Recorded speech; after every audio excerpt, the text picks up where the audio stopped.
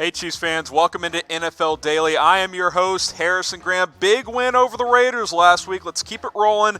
Big game against the Patriots on Sunday. We'll preview that game coming up later on in the show. But let's start with some rumors and Byron Jones to Kansas City.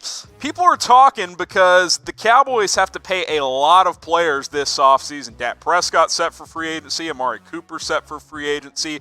The Cowboys would like to keep Byron Jones, but he might and he probably is going to cost them too much money. And look, I've been saying it for months. You guys know how I feel. Chiefs need a top-end cornerback. Byron Jones has certainly been one of the better corners in the NFL the last couple of seasons. Fifth-year player out of UConn, made the switch from safety to corner, and he's obviously been a much better player at corner. Here are his coverage stats this year.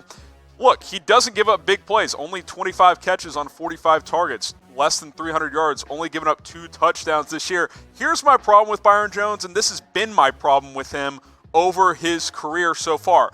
Only 2 career interceptions. And by the way, both of those when he was a safety. 0 picks since he's been a corner. That's a little bit concerning. He's a great cover guy, but I like guys who get turnovers. These are the highest paid cornerbacks per year because Byron Jones is probably going to be in this range when he hits free agency this year. All these guys over $14 million. Xavier Howard getting $15 this past offseason. So Byron Jones on the low end, probably $13.5. Probably on the high end, becomes the highest paid quarterback in the NFL. And to me, he is not the best cornerback in the NFL. Like Byron Jones, but like I said, only 2 career interceptions. That's a little bit concerning for me. We'll see what happens this offseason, see if the Chiefs make a move at cornerback. But guys, I'm fired up. Big game on Sunday. Rematch of the AFC Championship game. I'm still pissed from last year. I know you guys are too. Let's get the KCs rolling in the comments. If you think the Chiefs will beat the Patriots on Sunday. Tom Brady, those boys aren't looking so good right now. I think the Chiefs get it done. I'm typing my KCs right now in the comments. You guys do the same if you believe the Chiefs will beat the Patriots on Sunday. I expect over 200 KCs, hell, 500 KCs in the comments from you guys. Let's get the KCs rolling in the comments section. Let's talk about the newest member of the Kansas City Chiefs. Going back to the well, bringing back an old running back, Spencer Ware. Now, the Chiefs have been banged up at running back throughout this season. You guys know this. We've talked about it a lot. Darrel Williams, not expected to go this week. We'll see about Damien Williams. We'll talk about him more in a little bit, the latest news surrounding him. Question is, how much will Spencer Ware contribute? I'm not really sure. I think this is more of a depth signing, a guy who knows the offense, who Andy Reid is familiar with. He spent 4 years with Kansas City, including some time last year with the Chiefs. Went to the Colts this year, was placed on the PUP list, eventually got cut. Chiefs bring him back. Look at his last 4 years. He's been injured a lot. 2017, missed the entire season. Last year, averaged 5 yards a carry about in his limited action behind Kareem Hunt and Damien Williams. 2016 was obviously the year that stood out when he had almost 1,000 yards rushing and 3 touchdowns. He also was a good pass catcher out of the backfield. Fits right in to this rotation of running backs, largely who have been banged up throughout the entire season. You take a look at the 5 backs Kansas City has. Damien Williams, LaShawn McCoy kind of been running backs 1A and 1B this year when healthy. Williams been dealing with that rib injury the past several weeks. Darrel Williams, he's probably not going to go this week. He is doubtful. Darwin Thompson, the rookie, I'd like to see him get some more action. Seems like he always does good things when he gets reps. And then, like I said, you bring in Spencer Ware off the streets, a guy who can plug and play and do some good things, a guy who knows the offense well. Still don't know who the best running back on this team is. We will see moving forward who that ends up being.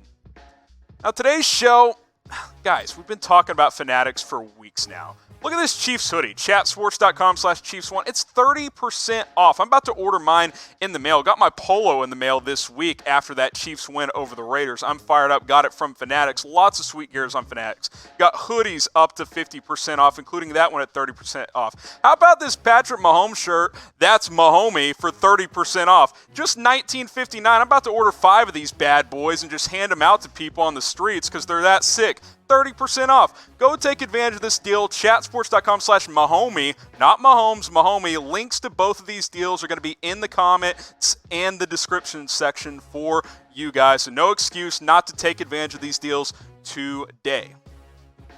Okay, more running back situation, more running back news, whatever you want to call it. Damien Williams back versus the Patriots. I think it's lessening by the day because I thought coming into today there was a decent chance, but a report just came out, not going to practice again today. Been dealing with a rib injury, has yet to practice this week, hasn't practiced since he left the Chargers game on Monday Night Football about 3 weeks ago. Chiefs remain hopeful that he'll play, but I think signing Spencer Ware is a sign that Damien Williams is probably not going to give it a go this season. And it's been a frustrating season for Damien Williams because he had a nice year last year for Kansas City, especially down the stretch, but he just has not been able to get going this year. Less than 4 yards per carry, 3 touchdowns on the season. LaShawn McCoy, quite frankly, outside of the Tennessee game, has been the better running back this year. Been a frustrating year for D-Will. Hopefully he can get back out there very, very soon. Let me ask you guys this. I've asked you guys this question in about 5 different ways. Trying a new way this week. Who is the Chiefs' best running back? Shrug emoji. I have no idea. I'd like to see the rookie Darwin Thompson get more run because I think he's dynamic. He can catch the ball pretty well. I still think a fully healthy Damien Williams probably fits this offense the best. Shady McCoy's done some nice things. He brought in Spencer Ware. They're searching for answers at that position. It's a running back by committee. We all know that. But let me know what you guys think. Who is the Chiefs' best running back? Now, if you want to make some money, you got to go do it at BetDSI. Big game on Sunday. We're going to preview this game coming up in just a few moments. Check out the over-under, only 48.5. Hint, hint, I actually like the under in this game for the Chiefs because that Patriots offense has struggled. Pats 3-point favorites at home. Also like the Chiefs in that regard. Go do bet on it at BetDSI. Use our promo code NFL120. You get signed up at chatsports.com/bet. Use that promo code. You get 120% deposit for free. I put down $100 before the season, and they gave me that $120 for free, totaling to $220. Even when I have a bad week, I got plenty of money left over. You guys can have leftover money as well. Got to sign up with BetDSI. Go make yourself some money today. It's the best deal out there. Lots of Williams on today's news. Producer Dylan's like, dude, how many Williams are on the Chiefs? There's about 20 of them. Just kidding. There's like 3 or 4, but still a lot. Xavier Williams, could he be returning? Well, he's eligible to return to the active roster. Now, the Chiefs have designated him for return, which means they have 3 weeks to activate him. Otherwise, he finishes the season on IR. He'll start practicing. If they feel like, he's worth activating and putting on the 53-man roster, they can do so. They have until December 26th to make that decision. Last year had a pretty impactful season. You see on the screen there, 47 tackles, 2.5 sacks. Nice rotation piece. But since they brought in Mike Pennell off the streets, he's been great in this rotation. Obviously, Chris Jones is a monster. Derek Nottie. Pennell's been great in the middle there. Kalen Saunders, the rookie, has come on. So I'm not convinced Williams gets activated. It might take another injury for that to happen, but the Chiefs are going to do their due diligence, see if he can get ready to go and play down the stretch. But I'm curious to see what happens in the next few weeks as the Chiefs make their playoff push. Okay, let's preview the big game of the week in Week 14. You got the Chiefs, you got the Patriots. Should be a fun one as there are potential seeding implications on the line. Kansas City sitting at 8-4, New England sitting at 10-2. Patriots, have not been a great team though this year. They've beaten who they're supposed to, but when they play good opponents, they kind of get worked. Got worked by Baltimore, got worked by Houston. Tom Brady, quite frankly, doesn't look like the same quarterback. We'll talk about his struggles here in a minute. Over-under set at 48.5. Favorites for New England, 3-point favorites. They win at home a lot, not breaking a ton of news there. If you want to bet on this game, again, go do it at BetDSI, chatsports.com/bet. Use our promo code NFL120 if you want to bet on this one. I've already placed my bet. Hint, hint, I like the Chiefs, and I'm going to tell you why starting right now. Look, I got 4 keys to victory for the Chiefs. Number 1, got to start fast. I just mentioned it. Patriots very good at home. Under Tom Brady, their record in Foxborough is 120-19. 120-19 under Tom Brady in Foxborough. They don't mess around in Foxborough, but they've been vulnerable this year. The Cowboys almost beat them a couple of weeks ago up there, and we know Dallas has a ton of issues right now. I think the main key is starting fast, and here's why. Look at the first quarter stats for both these teams. Points scored in the first quarter. Patriots, second in the NFL. Points allowed, first in the NFL. Only 2.2 points per game allowed in the first quarter. New England starts quickly under Bill Belichick.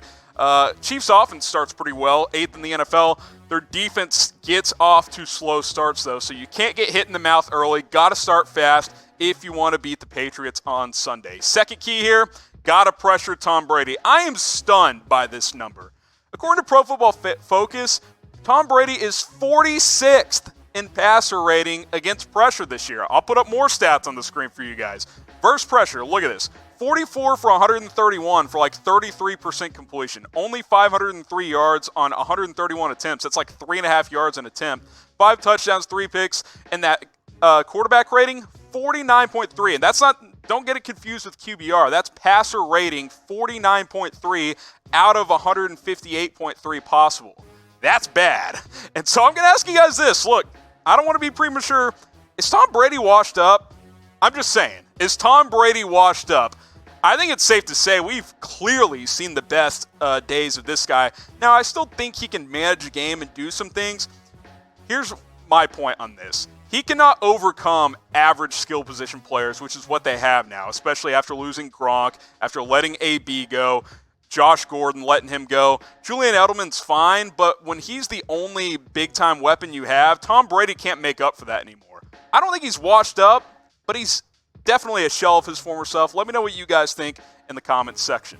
Third key here, got to get Mahomes into a rhythm. I'm not saying Mahomes has been struggling, but the last 2 games, kind of pedestrian numbers. And now a lot of that is he's doing what the game is asking him to do.